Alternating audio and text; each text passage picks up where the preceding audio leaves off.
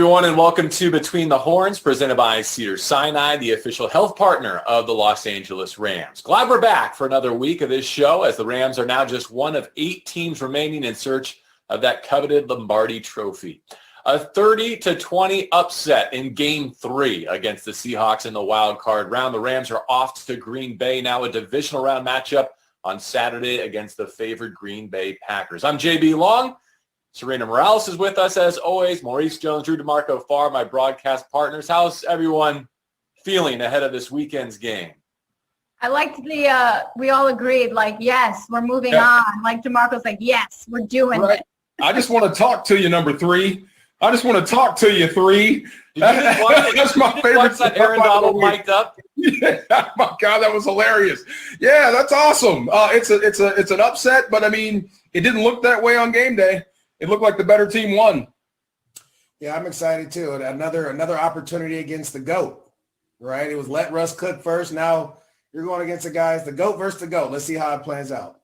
Yeah, a couple of gold jackets dueling on the frozen tundra. All right, so much to get to, but the topic that has dominated the headlines for the last couple of weeks, the Rams quarterback position. Serena, we have some clarity going to Green Bay. Why don't you take us there?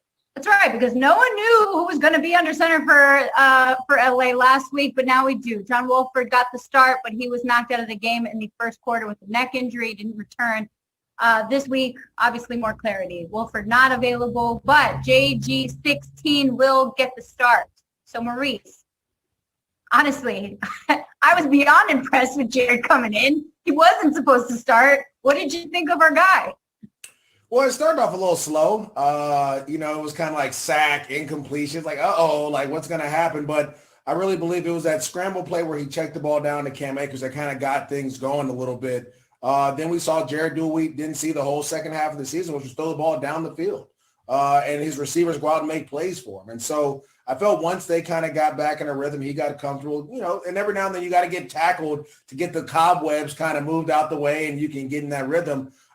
He played lights out. They really didn't ask Jared Goff to do much. But at the same time, that it was that last drive that we talk about where you put the nail in the coffin where it was run, and then the great play action pass fake to Robert Woods. That ball was on the money. And those are the toughest balls to throw and catch. When you're by yourself, the guy is wide open. It is more nerve-wracking where no one's around you to try to throw a nice, soft, easy touch to your receiver. And guess what? They caught it, and you ended the game that way. So I thought Jared did well. And the one thing that we do have to talk about was no turnovers. And that's the big thing. You don't turn the ball over. You give your team a great chance to win because of the way everyone else plays.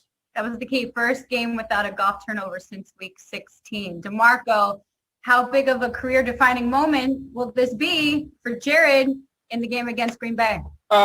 Huge. Number 1, John Wolford, throw your feet first, man. Enough of this Ricky Henderson stuff. I mean, this is the NFL. One hit could be your last. So that's number 1. Number 2, like you said, I think this is it for Jared Goff. And if you go back to, say, Super Bowl 53, that story is not really about you. That story is about Tom Brady winning number 6 and Bill Belichick doing it at 66. You're a footnote, a co-star, and you didn't steal any scenes. But this is the one they're going to be talking about for a long time because think about it. Think about what Vegas says about this football game and what every other talking head has said about this game. They've all picked the Packers. And the first word out of their mouth as to why is Jared Goff. So this is an opportunity to go down there and flip the script.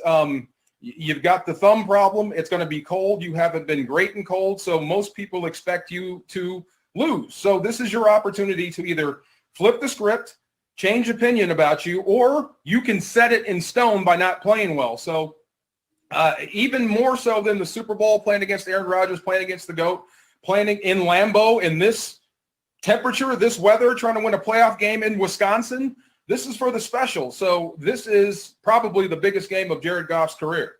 JB, to jump in there, do you guys actually think, if given the fact that he just had surgery and all of those things, if Jared just doesn't turn over the ball, he has a decent game, does that still put him, are we putting respect on the name? So here's a tough thing, Serena, and it kind of takes us to our next topic, is the quarterback across from him is the presumptive MVP and has had a career season. It might be his third. And so Jared's playing in an era and in a sport where it's a comparison game. And his Cal predecessor is back at the top of his game. And the defense for Los Angeles, they've had great success against Russell Wilson historically, again, in the wild card round. But this is a whole different animal, Maurice Jones-Drew. This is the best offense in the league, the best offense that the best defense will have faced all season. Yeah, you know what? If we're going to try to compare Jared Goff versus Aaron Rodgers, the one thing that you look at the head-to-head. And let's remember, we called that game back in Los Angeles where the Packers came in and the Rams found a way to win. And so I get it, like that was a couple years ago and all those things, but you still have that remembrance of we played well against this defense. That defense hasn't changed, right? There's no like what Jair Alexander's there now, but that's really it. It's the same defense that you put up 30 points against in Los Angeles. Like I know the weather is going to be cold, but there's not going to be no snow and different things like that, other elements. I believe this. If you go out there and you knock off Aaron Rodgers, if you're Jared Goff, regardless of how you win, you find a way to win, that's what they put you in that year. Okay, I've beaten them twice, right? Aaron Rodgers is one of the better, probably the best at doing it right now, him and Mahomes. But this is the thing. You have two guys on that defensive side that nullify everything that everyone wants to do.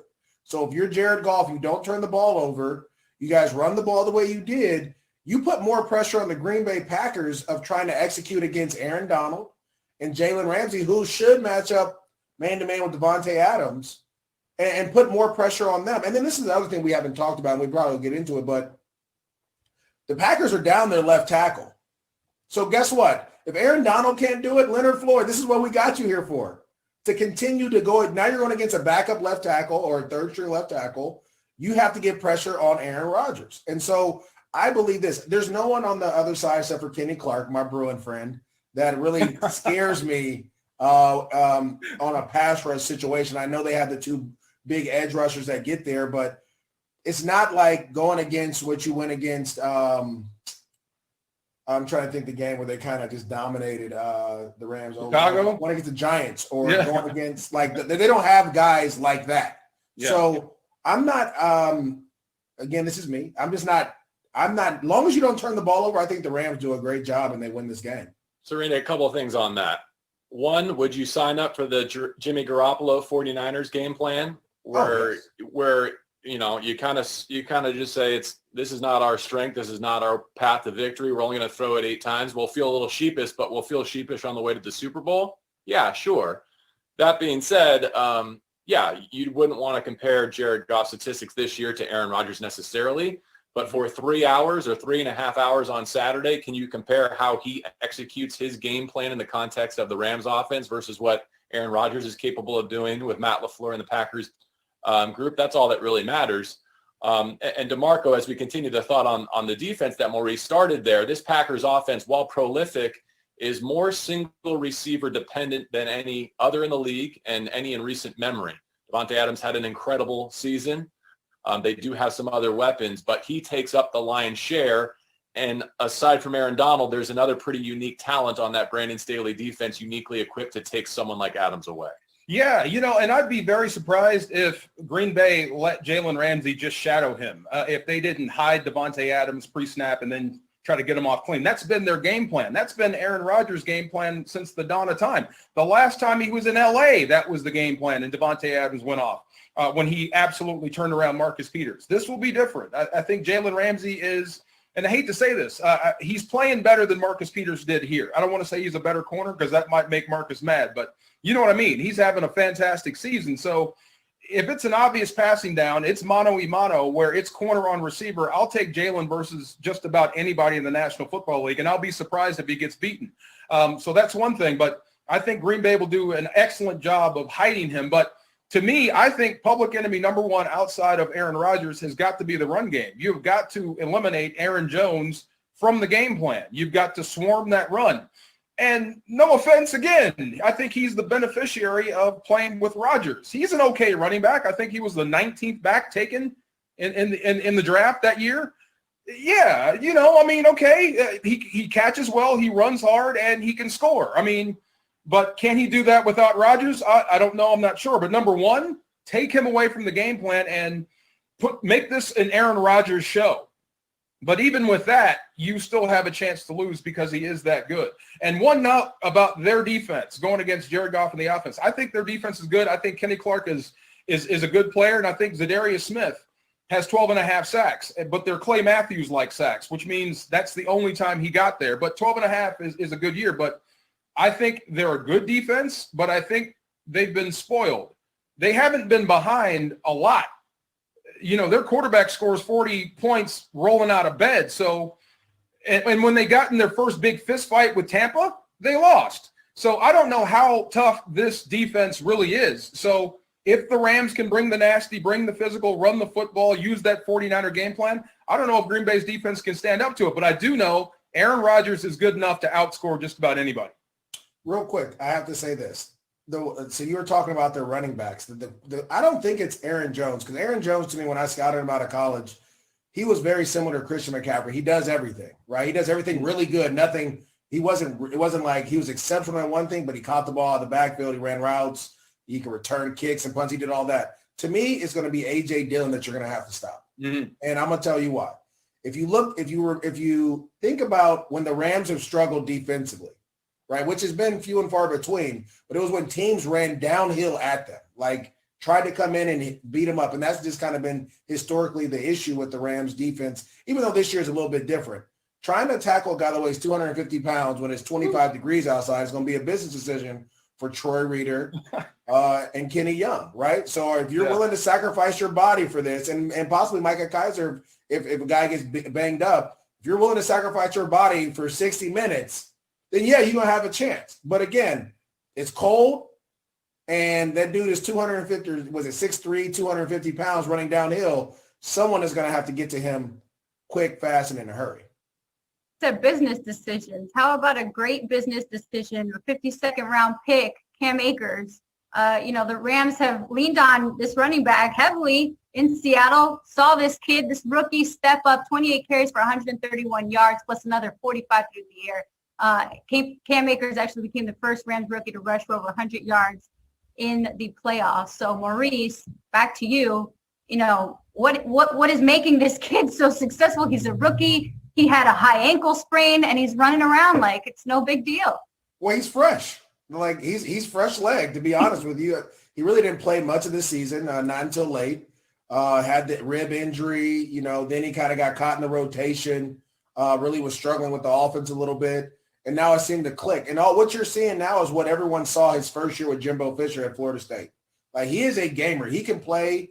Watching his mic'd up was awesome too. Like when the O-line was pushing him and they're all yelling and screaming, like that changed the game. And he understood that it was going to be on him to win that game. If you watch when he's in the huddle, he's like, hey, let's run the ball. Let's get to it. We'll get it going. And he starts breaking off runs. To me, it was a huge pick. And we talked about it a little bit when the Rams had that draft. It was like, you let go of Todd Gurley, but you bring in this young guy. Well, you get a cheaper version of Todd to come in, a fresher version of Todd to come in, and now you're starting to see his ability. I believe, again, that you can line him up at wide receiver and do a lot of different things that Aaron Jones does. But I think that he's different than Aaron Jones because he doesn't have Aaron Rodgers, and he's catching passes from Wolford and other guys. And so, to me, as long as that offensive line can continue to get pushed the way they got against the Seahawks, he's going to find the hole and he's going to hit it, right? He's going to make guys miss in the open field. He's going to do all those things. And then that's going to open up for Cooper Kupp and Robert Woods and Gerald Everett and Tyler Higbee down the field, all off of that play action pass. So I can't wait to see this. And this other thing, the Green Bay Packers practice against the Green Bay offense, which is pretty much the same offense as the Los Angeles Rams. So you might as well throw all the scheme out the window, right? Let's just, again, this is another game where you're just going to have to go out there because you guys both practice against each other. The defense of Brandon Staley is very similar in that 3-4 style of Mike Pettin there in Green Bay. So it's just like, again, it's one of those games we talked about last week. Like, there's nothing that you can do that's going to fool these guys because they practice against the same offense for the last couple of years, right? So to me, it's just like you just got to go out there and execute and be more physical and really get after these guys at the line of scrimmage. I assume it'll be a physical game. It'll also be a cold game. DeMarco, does that mean that we're going to be leaning on, the run game for the majority of this game? No doubt. What is it? 1265 Lombardi Avenue. That's a tough neighborhood, especially when it's cold outside. Absolutely. Dad's tough. Dad changes the brake pads in the driveway in the winter with no gloves. Mom gets mad when you don't throw a spiral in backyard football. It's different up there, especially when it's cold, when you're out there in the elements. So, it's going to be physical. And to me, I think the only way to win up there is you have to run the football. I'm talking upwards 35 to close to 40 times. You got to control the rock up there. So it speaks to the running back, Cam Akers, definitely, but that O-line. I am so glad Andrew Whitworth has come back to this lineup because he brought that old man nastiness. I mean, playing to the echo of the whistle. Not dirty, but make the refs have to sprint in and break you up. Make defensive guys mad because you keep shoving them, past the pile and whatnot. See if you can drag Rob Havenstein into a fight. Drag Austin Blythe into a fight. You know what I mean? Make it so, hey, look, to get out of this game, you're going to have to scrap with these dudes. Let's see how tough Green Bay is physically on defense. And I love what Witt had to say about what type of game. It speaks to what Maurice just said. You can't out-scheme anybody at this point in the season. This is January. You know how much film they have on you? This is about imposing your will on the other guy, defeating your man. So I hope Cam Akers has one of those, carry the load, carry the football in two hands, and it's snow on the ground, and it looks great for TV. But to do that, your offensive line is just going to have to be a bunch of just down and dirty type guys in the cold, moving people around. So I think that's the game it's going to be, but you're still going to need some doses of Jared Goff throwing the man coverage and being accurate with the football. But the O-line is going to carry the day. For those just tuning in on our live stream, welcome once again to Between the Horns, presented by Cedars-Sinai, official health partner of the Los Angeles Rams. Yes, the Rams are playing their first cold weather game this season on Saturday at Lambeau. The forecast right now, temperatures in the low 30s. Lowest kick temperature the Rams have played this season was last week. It was 39 degrees in Seattle, a little bit different 39 degrees in Seattle than it will be in the Midwest, of course. And Maurice, it's no secret that Jared Goff has struggled in some cold weather games. 2018 Denver, 2018 Chicago come to mind. But actually just tweeted out a little video of what he did in the 2017 division clinching win in Nashville. I remember you were wearing your thickest jacket that day, and he passed for over 300 yards and 4 touchdowns. So like DeMarco said, even if it's run heavy, he's going to have to pick his moments and execute in some key moments, gloves or no gloves, because wouldn't you expect Green Bay is going to be sitting on Cam Akers in that running game? Yeah, I would expect that. First of all, not many of us do well in the cold when you're from California. Right. I'm just being honest. I'm just putting it out there, right? Like that's why there's some teams that have domes. And I would prefer to play in one of those dome teams, at least get, a couple games a year out of that. But I get it. I understand. Chicago was by far one of the coldest days of my life. And Tennessee wasn't too far behind that one. It wasn't a fun call for your boy as I shivered next to you. I learned then to stand up in the booth and move around a little bit, keep the blood flowing. I'll text you a picture of us that day just as a memory. We were a couple of popsicles in Nashville. Oh, my God. It was the worst.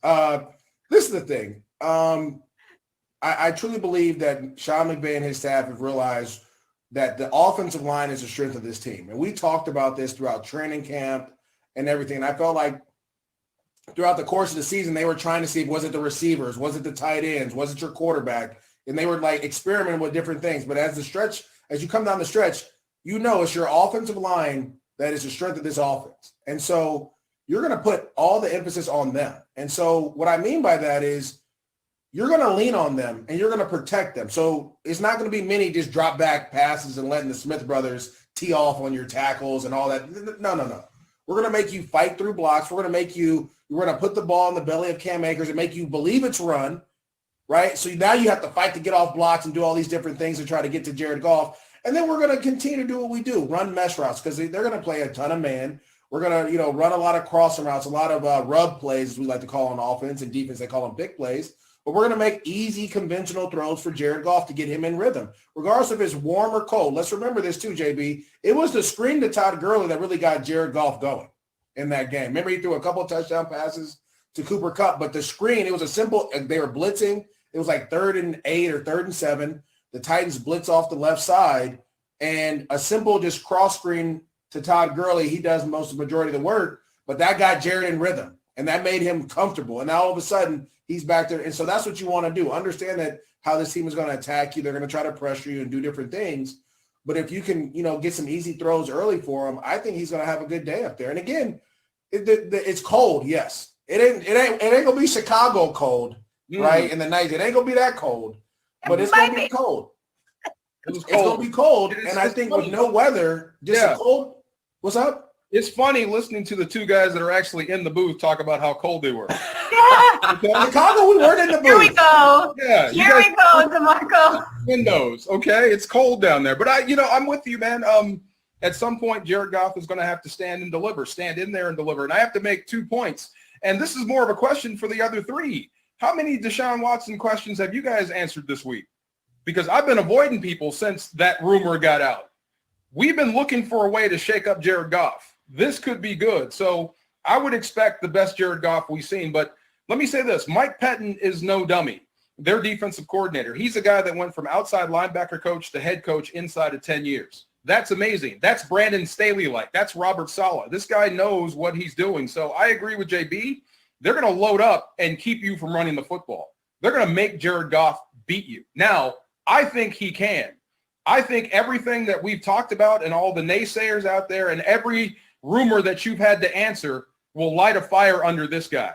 It's just football. It's cold. You've thrown the football all your life, and you're going to get man coverage. Now, there is one corner that can hurt you. Alexander is good. Everyone else, throw to. Now, remember this. When you're talking about how bad Jared Goff is in the cold, right?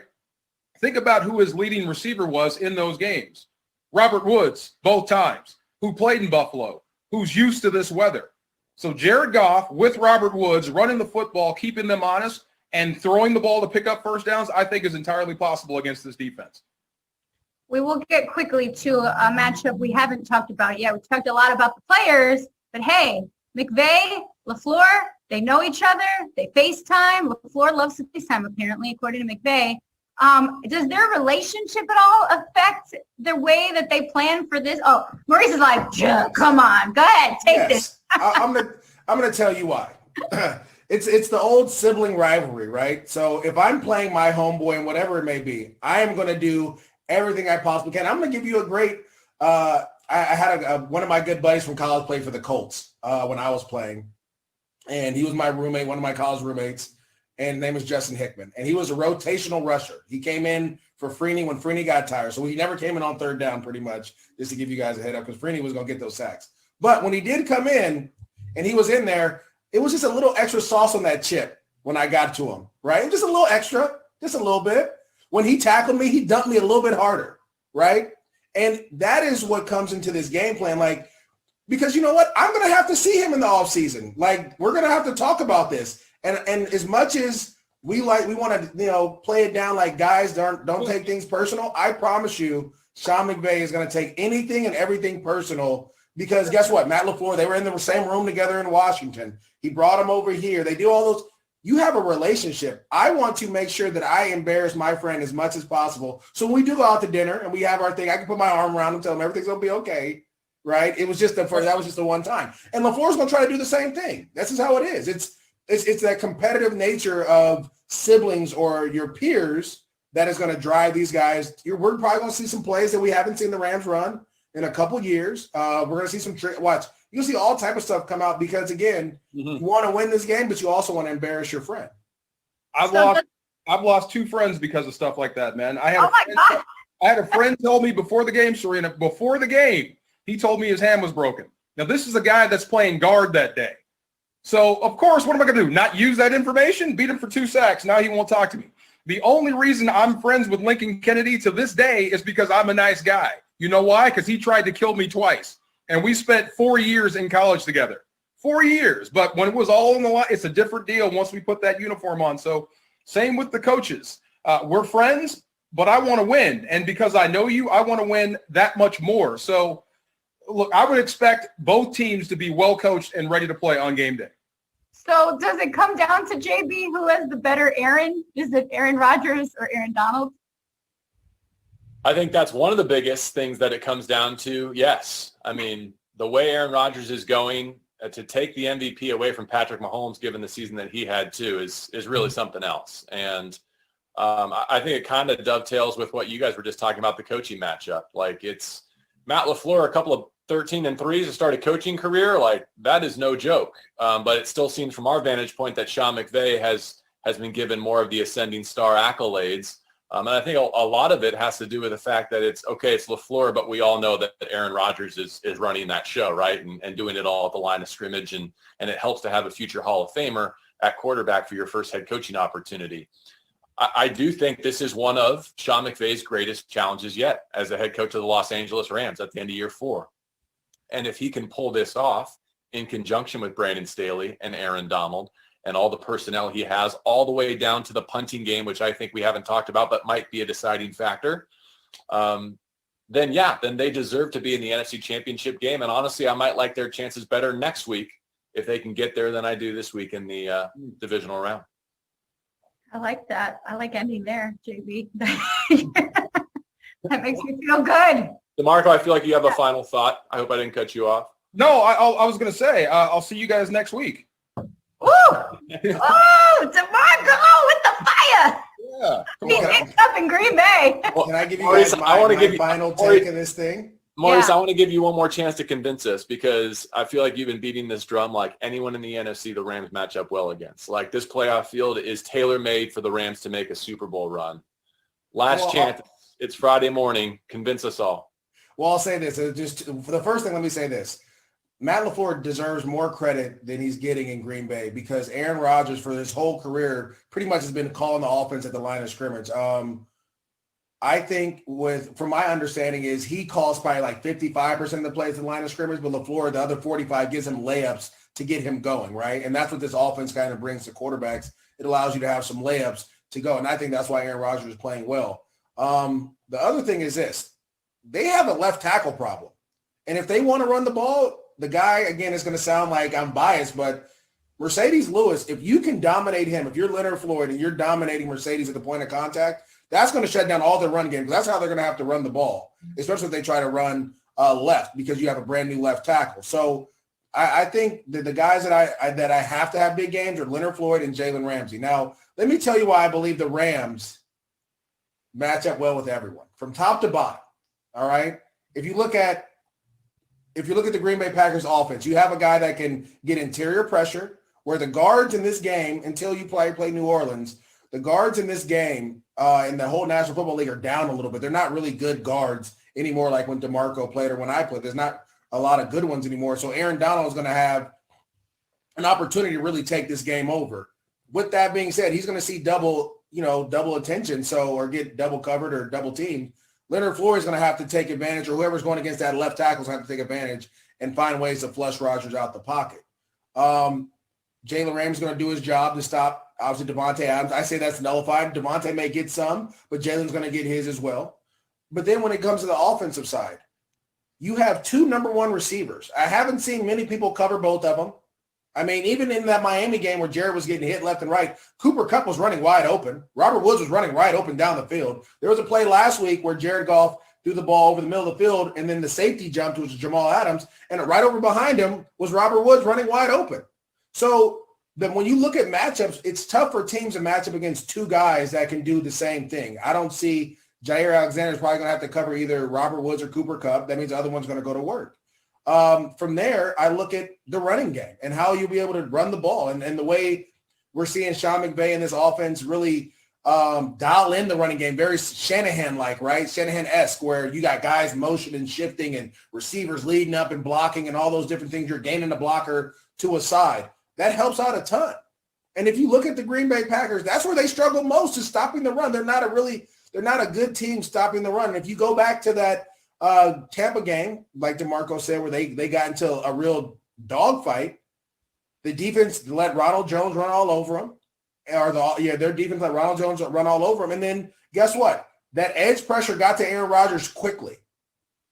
And Ndamukong Suh got to Aaron Rodgers early, and he became pedestrian. And that was the first time in my whole life I've seen Aaron Rodgers look pedestrian. I promise you. I played against him in college, played against him in the National Football League. He's never looked that way. So the Rams have the pieces and the personnel to match up with them and put pressure on this Packers offense and stress this Packers defense very similar to the way that the Buccaneers did. And so I believe that if they go out there and they don't turn the ball over and they have They play with the same energy and intensity that they did when they went to Seattle. This may be a Rams team that's, destined for greatness to match up wherever they have to go next. Only 28 hours of kickoff. Should we just power through and keep it rolling, or you guys want to take a break and pick it up where we left off here tomorrow? I have coffee to Not drink. wearing a watch, JB. Let's go. I feel like we got some good momentum, but let's call it a wrap for our divisional round episode of Between the Horns, presented by Cedars-Sinai, the official health partner of the Los Angeles Rams. You can catch the game 1:35 Pacific time on Fox. And of course, please listen to the radio call on 710 ESPN and Jack FM here in the greater Los Angeles area. We cannot wait for you to step into the Rams house next season. Still time to be among the first to experience SoFi Stadium. Did you see it last night? Did you see the canopy last night from above, previewing this divisional round matchup? That was pretty special. Join us and purchase season tickets, therams.com/2021, therams.com/2021. For MJD, DeMarco Farr, Serena Morales, I'm JB Long. Save us a spot on your calendar next week. We hope we get to do it again. Take care.